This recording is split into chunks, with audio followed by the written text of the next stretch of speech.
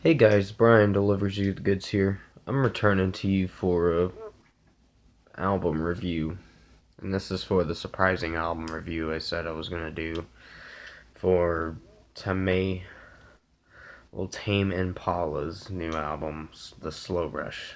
It's so hard to pronounce it.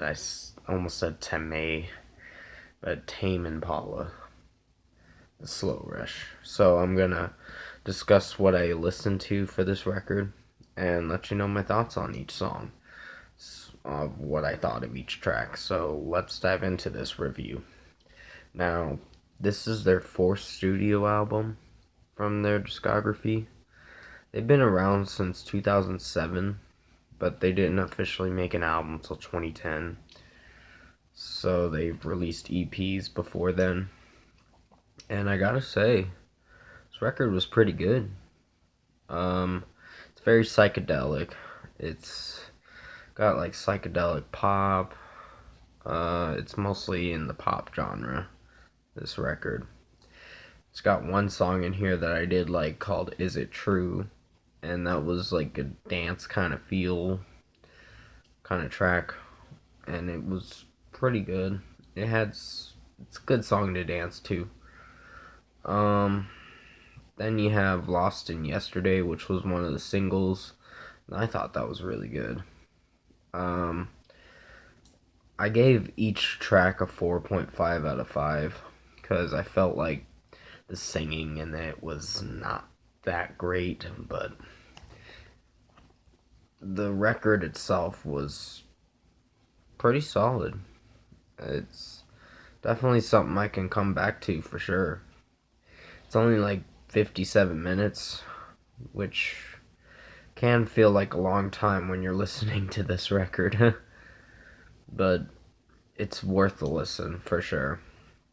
I think it was really good. They took like a 5 year break from their last album, Currents, and they returned in 2019 with a new song, Patience, but I never got to check that out. I saw videos of clips for Patience, the track reviews for it, but I never watched them. So I wouldn't know what I'd be going into when listening to Tame Impala's new album, but they did a pretty good job, for sure. Uh, I think Glimmer was like the shortest song on this record.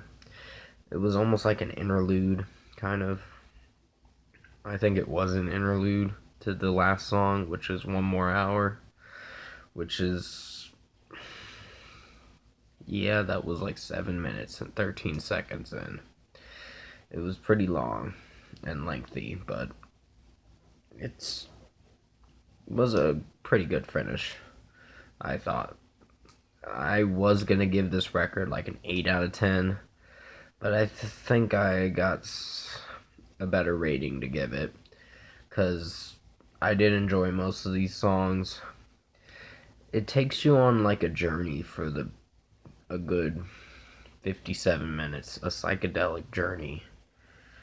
The instrumentation in this record is just fantabulous, or is just fantastic. It's almost like a masterpiece, this record.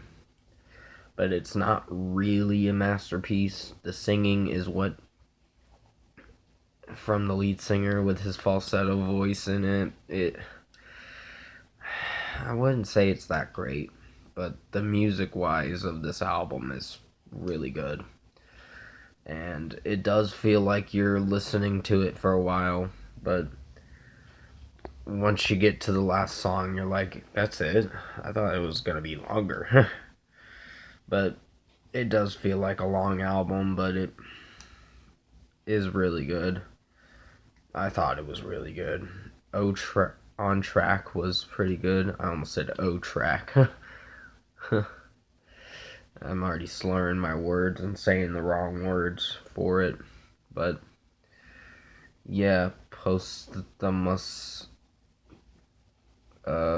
Forgiveness was a very long song. and it just, musically it's really good, and singing wise it's okay. It's probably my favorite track on here. I think almost all these tracks are my favorite, but I still have to give him 4.5 out of 5s because of the singing in this record. It's just kind of bothersome a little bit with the singing. If it was like an instrumental album, yeah, it would be really good, but I can understand why they have to put singing in it, because they're one of those pop bands that want to try different stuff with their sound. But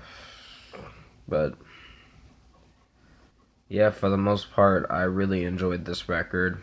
It's got a lot of good tracks on here. Breathe Deeper was pretty good. There was some catchiness in the kind of pre-chorus and chorus, which was really good. And Borderline was really good, so was Instant Destiny. I think that's pretty much it. There's not really much I have to cover left for this album review, but for the score, I'm gonna give it out of 10. I'm giving it an 8.5 out of 10. This was really good. I definitely see myself coming back to this a lot. This will be on my best albums of 2020 for sure. At the end of the year.